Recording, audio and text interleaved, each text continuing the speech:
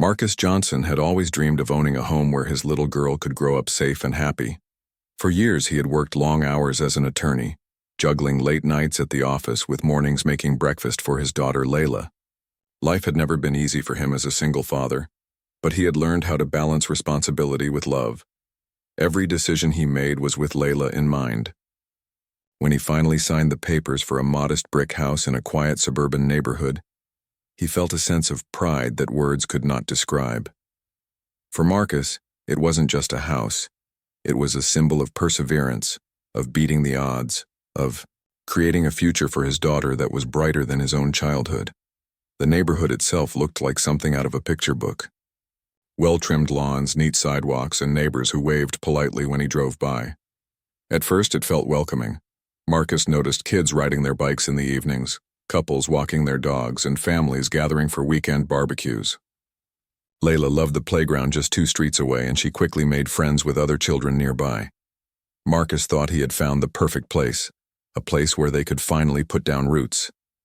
But as peaceful as it appeared, not everyone in the community was happy about his arrival. Among his neighbors was Linda, though most people had started referring to her in whispers as Karen. She was the kind of person who believed the neighborhood was her kingdom, and everyone should follow her rules. She had a sharp eye for details: grass that grew half an inch too tall, cars parked slightly crooked, holiday decorations she deemed too flashy. She was also on the HOA board, which gave her a position of influence, and she used it often. From the very first day Marcus moved in, she made her presence known. She showed up at his door, not with a plate of cookies or a welcome smile, but with a printed copy of the HOA guidelines. "We have standards here," she told him firmly, handing him the papers like they were commandments carved in stone. Marcus accepted them politely, nodding, though inside he felt the sting of her coldness. At first he brushed it off.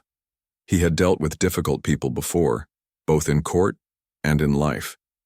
He told himself that Linda was probably just trying to protect the image of the neighborhood, even if her way of doing it felt a bit harsh.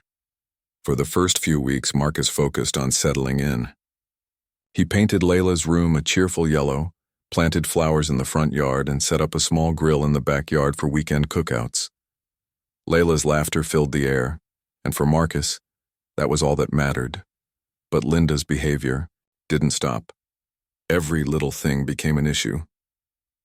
When Marcus placed a basketball hoop near the driveway for Layla, she filed a complaint, saying it was unsightly. When he left his garbage cans out for a few extra hours after pickup day, she sent him a warning letter. Even when he strung up soft lights in the backyard for his daughter's birthday party, she called the HOA president to argue that it went against aesthetic guidelines. Marcus couldn't help but notice that none of the other families received the same level of scrutiny. He began to feel singled out. Still, he kept his composure. He reminded himself that Layla was watching, and he wanted to be an example of patience and dignity. "Sometimes people act out of fear, not truth," he told her one evening as they sat on the porch watching the sunset. Layla didn't fully understand, but she nodded, trusting her father's calm wisdom. He chose to ignore Linda's hostility, hoping it would fade with time. The other neighbors were more subtle. Some smiled warmly, some kept their distance. A few even whispered words of support when Linda wasn't around. They knew her reputation for stirring up trouble, but not everyone had the courage to stand up to her. Marcus noticed the way conversations sometimes quieted when he walked into a room at HOA meetings. He wasn't naive. He understood the looks, the whispers, the weight of unspoken judgment. But he also knew that his worth was not defined by anyone's prejudice.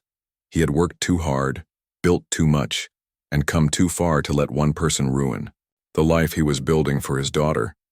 Weeks turned into months, and Marcus began to settle into a routine. He woke early, made pancakes or oatmeal for Layla, dropped her off at school, and drove to his law firm downtown. In the evenings, they cooked dinner together, laughed over homework, and sometimes roasted marshmallows in the backyard fire pit. Those were the moments that made the stress of the day melt away. He often thought to himself, "This is what happiness looks like. Just me and my girl, making memories." But Linda seemed determined to test his patience. One day, Marcus came home to find a note taped to his door. It read, "Your grass is uneven. This is your final warning before fines are issued." Marcus looked at his lawn. It was freshly mowed, neatly edged, and looked no different from anyone else's. He sighed, folded the note, and placed it in a drawer where he kept the growing stack of her complaints. He had enough evidence to prove harassment if he ever needed to, but he didn't want to escalate things. He still believed that ignoring her might be the better path. There was one incident, however, that struck deeper than the rest. On a warm Saturday afternoon, Marcus hosted a small birthday party for Layla. It was nothing extravagant, just a handful of her classmates, balloons, a cake, and music playing softly in the background. The children laughed, played tag in the yard, and blew bubbles while the parents chatted nearby.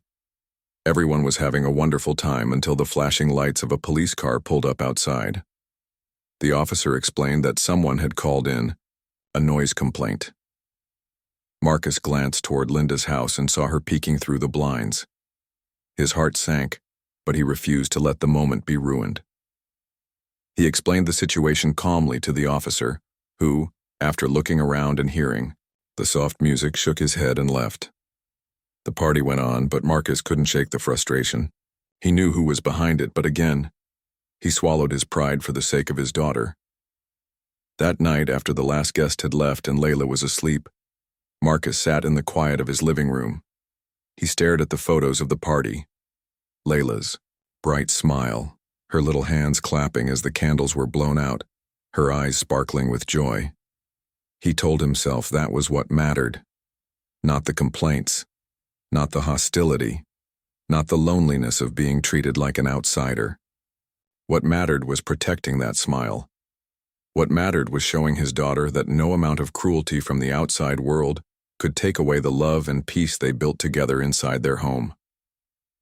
But what Marcus didn't know was that Linda's resentment wasn't fading. It was growing.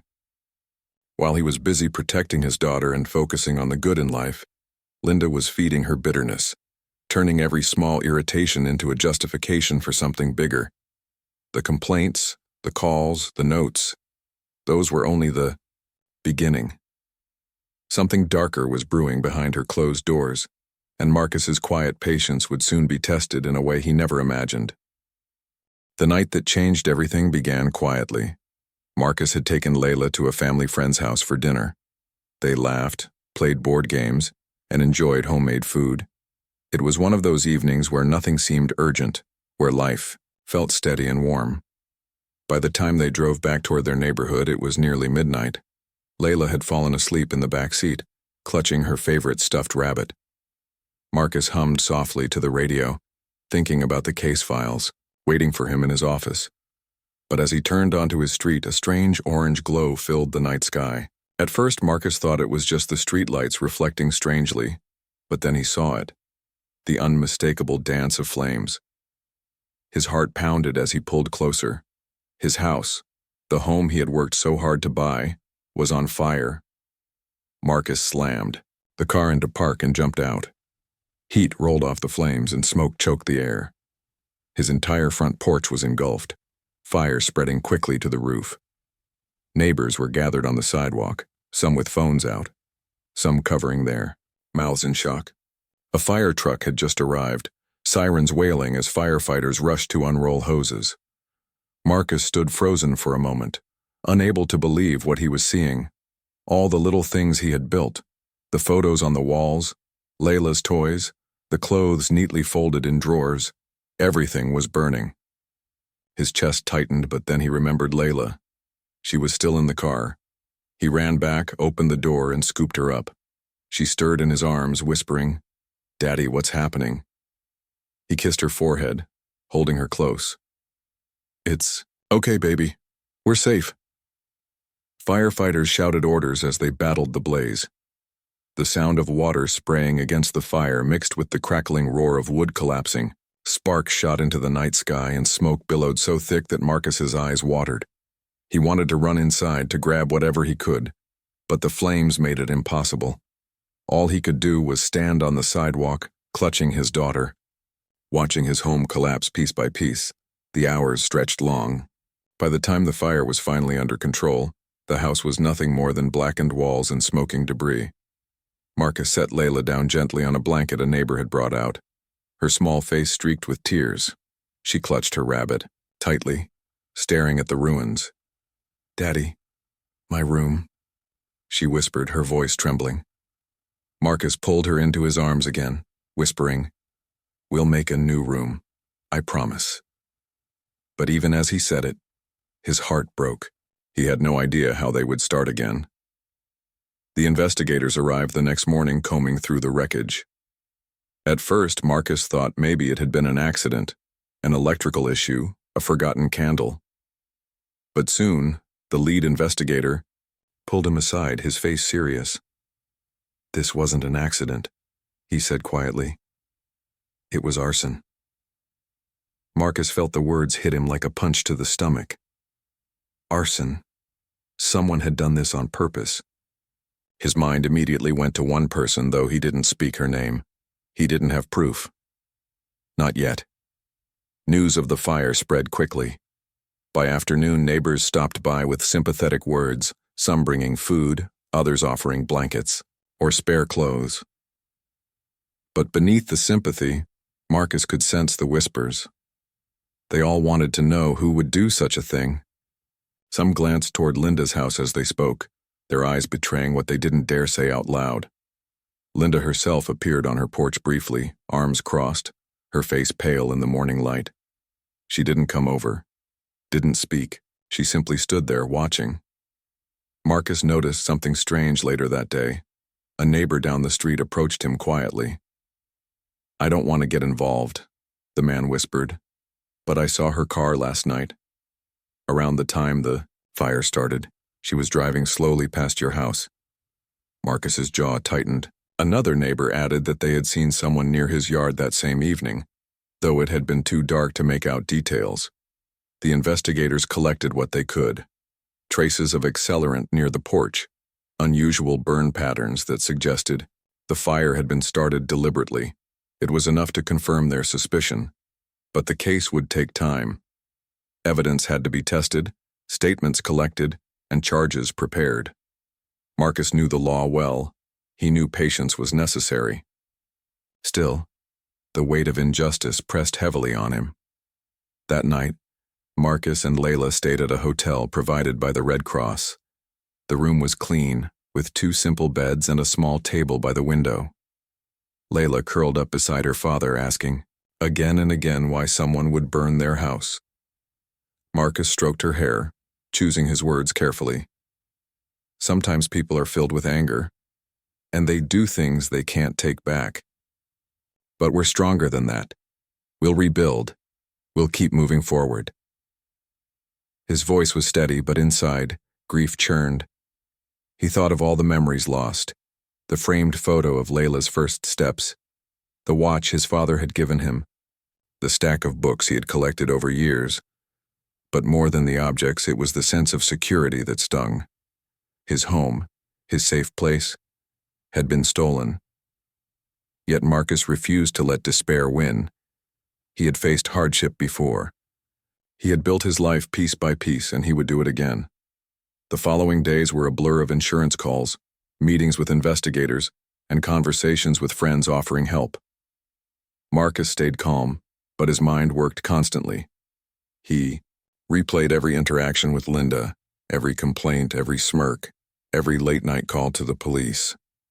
He knew deep down that this fire was not random. The turning point came when investigators showed him security footage from a street camera a few blocks away. The grainy video showed Linda's car passing by his house just minutes before the fire started. It wasn't enough on its own to convict, but it added to the growing pile of evidence. Marcus watched the footage in silence, his jaw clenched, his hands folded tightly together. He didn't say her name, but his eyes told the story. Meanwhile, the neighborhood buzzed with speculation. Some neighbors avoided Linda, others whispered behind closed doors. A few even began stopping by Marcus's side more often, offering not just sympathy but support. "You don't deserve this," one woman told him firmly. "We all see what she's been doing. It's gone too far." Through it all, Marcus carried himself with quiet dignity. He never lashed out, never raised his voice. Even when Layla asked him directly, "Daddy, was it her?" he only replied, "That's for the truth to show." He knew the truth had a way of surfacing, especially in a courtroom, and that was where the path was leading. The investigators built their case carefully, piece by piece. By the end of the week, charges were being prepared. The day Marcus learned that Linda was officially under investigation, he sat quietly in the hotel room with Layla holding her hand. He didn't celebrate, didn't smile. Instead, he whispered a promise to his daughter. Justice will come, and when it does, we'll walk forward stronger. What he didn't yet realize was that his role in that justice would be far greater than anyone expected. For Marcus wasn't just the victim of a crime. He was also a man trained to fight battles in the courtroom. And soon the very neighbor who had tried to destroy his life would walk into his world again, this time on the wrong side of the law. The morning of the court hearing began with a silence that felt heavier than usual. Marcus woke early, staring at the ceiling of the small hotel room where he and Layla had been staying since the fire. His daughter was still asleep, her small body curled up under the thin blanket, clutching her stuffed rabbit as if it could protect her from the harshness of the world. For Marcus, this day carried more than grief, more than anger. It carried a quiet determination. He knew that justice was beginning to move forward, and he had to be ready. He dressed carefully, choosing his usual dark suit, the one he wore in courtrooms countless times before. He tied his tie slowly, his hands steady though his mind replayed every moment of the last week. The fire, the ashes, the tears in his daughter's eyes, the whispers in the neighborhood, and the footage of Linda's car near his home. He thought of how fragile life was, how quickly everything could be taken away, and how important it was not to let hatred win. By the time he dropped Layla off with a trusted friend for the day, the sun had begun to rise, painting the sky with pale streaks of orange. Marcus drove to the courthouse in silence, his fingers tapping lightly on the steering wheel. He had walked into many courtrooms in his career as an attorney, representing people whose lives had been shaken by injustice. But today was different. Today he was not only an attorney, he was also the victim. Inside the courthouse, the atmosphere was buzzing with whispers.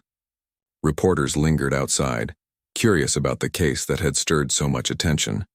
A neighborhood arson, a respected lawyer as the victim, and a controversial HOA member as the accused. It was the kind of story that drew eyes.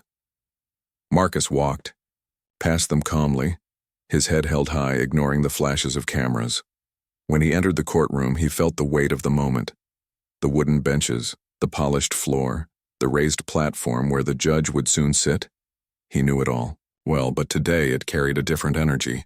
He sat at the plaintiff's table, his file neatly arranged before him, though his heart was steady more from resolve than from routine. Then the door opened on the other side, and Linda walked in. For a moment, time seemed to freeze. She was dressed in a plain gray suit, her hair pulled back, her face pale and tight. She looked nothing like the confident woman who once stood on her porch with folded arms, issuing complaints like commands. She looked smaller, nervous, and unsure. The smirk she used to wear at HOA meetings was gone. She glanced around the room, her eyes skimming past Marcus for only a second before darting away. The irony of the moment was not lost on anyone present. The same man she had targeted, mocked, and ultimately harmed now sat in the very courtroom where her future would be decided.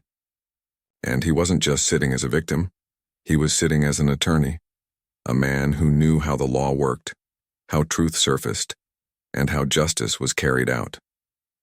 The hearing began. The judge entered, the room stood, and the process unfolded. The why? Prosecution laid out the charges: arson, destruction of property, endangering lives. Evidence was presented: photographs of the burned house, the security footage showing Linda's car near the scene, and testimony from neighbors who had seen her on the street that night. Each piece added to the weight pressing down on her defense. Marcus, listened carefully, his face calm but his mind sharp. Every word mattered, every fact, every statement, every hesitation. It all painted the picture of what had happened. He didn't need to raise his voice or make dramatic gestures. The truth spoke louder than any performance. When the defense tried to argue that the fire might have been accidental, the investigators countered with expert analysis showing the clear signs of accelerant used at the scene. When they tried to question the reliability of the street camera footage, the prosecution presented additional statements from neighbors who had seen Linda's car that same evening. Piece by piece, the walls of her defense crumbled. Marcus sat quietly, his hands folded in front of him, but inside emotion stirred. Part of him still couldn't believe it had come to this, that the woman who once left petty notes about his lawn was now standing trial for something so destructive. Another part of him felt a quiet sadness. Hatred had brought her here, and it had destroyed not only his home but also the life she thought she controlled. During a break, Marcus stepped outside into the hallway. A few neighbors had come to watch, sitting in the back of the courtroom. Some approached him quietly, offering words of support. "You're handling this with such strength," one said. Marcus nodded politely, though he didn't feel strong. He felt tired, but he knew he had to keep going. For Layla, for the principle of justice, for the truth. When the session resumed, the judge allowed Marcus to give his statement. He stood, buttoning his jacket, and walked to the front. His voice was calm, steady, carrying the weight of both his profession and his personal pain. "My home was not just a building," he began. "It was where I raised my daughter, where I built memories, where I believed we were safe. That night, all of it was destroyed. But more than the walls and the belongings, what was attacked was our sense of safety, our peace." He paused, glancing briefly at Linda, then back to the judge. "No one deserves to live in fear, to be targeted, to have their lives torn apart by someone else's anger. This is not just about property. This is about dignity, about safety, about justice." The courtroom was silent as he spoke. Even Linda lowered her gaze, unable to meet his eyes. When he finished, Marcus returned to his seat. He didn't feel triumphant. He felt steady, as if he had simply spoken the truth that needed to be heard. The rest of the hearing continued, the evidence stacking higher and higher until the picture was undeniable. By the end of the day, it was clear where the case was heading. The judge announced that the trial would move forward, and Linda would face the full charges against her. Marcus sat back, exhaling slowly. It wasn't the end yet, but it was the beginning of accountability. As people began leaving the courtroom, Marcus gathered his files and stood. He glanced once more across the room at Linda. She looked pale, her shoulders slumped, her eyes filled with something that resembled fear. For a moment, he almost pitied her. Almost. But then he thought of Layla's tears, of her clutching her toy rabbit while watching their home burn, and his pity faded into resolve. He walked out of the courtroom with his head high. The road ahead would still be long. There would be more hearings, more testimony, more waiting.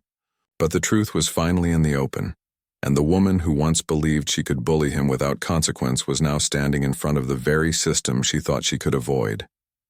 Marcus knew this was only part of the journey. Justice was not always quick, but it was steady, and he would be steady with it every step of the way. Marcus tried his best to keep life peaceful, but the signs of growing tension in the neighborhood could not be ignored anymore. What started as small complaints from Linda now began to feel like a campaign against him. Every week there seemed to be a new problem she discovered, a new letter taped to his door, or another warning sent from the HOA. It was as if she had made it her mission to make him feel unwelcome. At first, Marcus told himself it was just neighborhood politics. He reminded himself that some people simply had too much time on their hands, and Linda was one of them. But the truth was, her actions began to carry an edge of hostility that no one could ignore. It wasn't about lawns or fences anymore. It felt personal. One morning, Marcus found his mailbox stuffed with anonymous flyers that read, "Keep standards high. Don't let outsiders bring the neighborhood down." He knew exactly who was behind it. even if her name wasn't on the page. Linda had a way of stirring up whispers and letting others carry her message. Some neighbors probably ignored the flyers, but Marcus also noticed the subtle change in how a few of them greeted him. Where once there had been polite smiles, now there were short nods or avoided glances. Still, Marcus held his head high. He walked Layla to the bus stop every morning, exchanged cheerful words with the children, and went about his day as if nothing had changed. For him, giving in to bitterness was not an option. Layla deserved to see her father as someone strong, someone who could rise above negativity. He often told her, "We can't control how others treat us, but we can always control how we respond." She would smile and repeat his words back to him, her young voice echoing his wisdom. But the harassment did not stop. If anything, it grew sharper. Marcus soon discovered that Linda had been attending every HOA meeting and bringing his name up, like it was her favorite topic. She complained about the clutter in his backyard, even though it was nothing more than Layla's toys. She argued that his evening barbecues created smoke pollution, though other families grilled every weekend without issue. Each time Marcus defended himself, the board listened politely but did little. They were tired of her constant complaints, but no one wanted to confront her directly. One evening, Marcus returned from work to find his garage door splashed with paint. The bright red letters spelled a single word: leave. Layla stood next to him, her small hand gripping his. She looked up at her father with wide, frightened eyes. "Daddy, who would do this?" she asked softly. Marcus knelt down beside her, brushing a curl from her forehead. "Someone who doesn't understand kindness," he said gently. "But we won't let it scare us. This is our home." He reported the incident to the police, who treated it as vandalism by unknown persons. They filed the report, promised to investigate, and then left. Marcus knew in his heart who was behind it, but without proof, he could only wait. He looked at the paint on his garage and felt a wave of anger, but he forced himself to remain calm. Anger would not solve anything. He painted over the words the next day, refusing to let Layla see them again. As weeks passed, Linda's behavior became bolder. She began walking by his house more often, sometimes stopping to take pictures with her phone. When Marcus asked why, she smiled coldly and said, "Just making sure everything is up to standard." Her voice carried the false sweetness of someone who enjoyed power. Layla, standing by her father's side, squeezed his hand tighter each time Linda appeared. The turning point came on a Saturday afternoon when Marcus held another small gathering for his daughter. It was a warm spring day, and Layla had invited a few friends over to play. The children ran across the yard, chasing each other with balloons, while Marcus cooked burgers on the grill. It was a picture of simple happiness. But that happiness was short-lived. Within an hour, 2 police cars arrived again. Officers stepped out, saying they had received a noise complaint and a report of disturbing activity. Marcus looked around in disbelief. The children's laughter was hardly disturbing, and the music playing softly from his speaker was barely louder than a conversation. This time, Marcus didn't smile politely. He walked over to the officers and explained calmly, but firmly, what was happening. He even pointed to Linda's house, where once again she stood by the window watching. One officer sighed, clearly tired of being called out for nothing, and told Marcus they would make a note of it. The children, however, had already gone quiet, sensing something was wrong. The party ended early, and Layla went to bed that night, with tears in her eyes. Marcus sat alone after she fell asleep, staring at the dark ceiling. For the first time since moving into the neighborhood, he wondered if he had made a mistake. He had chosen this place for peace, for safety, for a fresh start. Yet here he was, battling constant hostility from a neighbor who seemed determined to ruin everything. He felt a mixture of sadness and frustration, but also something deeper, a quiet fire inside him that whispered this would not break him. He had faced harder battles before, and he would face this one too. The next morning, Marcus began documenting everything, every note, every incident, every call to the police. He created a file that grew thicker each week. He wasn't just a father trying to protect his daughter. He was also an attorney, a man who understood the power of evidence and the strength of truth. He didn't want to fight, but if Linda pushed him further, he knew he would be ready. Yet Linda showed no signs of stopping. At the next HOA meeting, she raised her hand and declared loudly that Marcus's presence was lowering property values. Some neighbors shifted uncomfortably, while others avoided eye contact. Marcus sat quietly, listening. When it was his turn to speak, he addressed the board with calm confidence.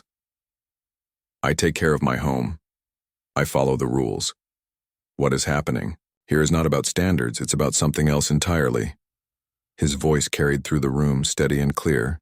Some nodded, but Linda only smirked, as though she had already planned her next move. Marcus left the meeting knowing that the battle was far from over. He could feel it in the pit of his stomach. The hostility was building toward something bigger, something he couldn't quite see yet. He held Layla's hand tightly as they walked back home, promising her silently that no matter what came, he would protect her. What he didn't realize was that Linda's resentment had crossed a line even she didn't fully understand. It was no longer about rules or even control. It had become an obsession, a fire burning inside her that demanded action, and soon that fire would no longer be contained.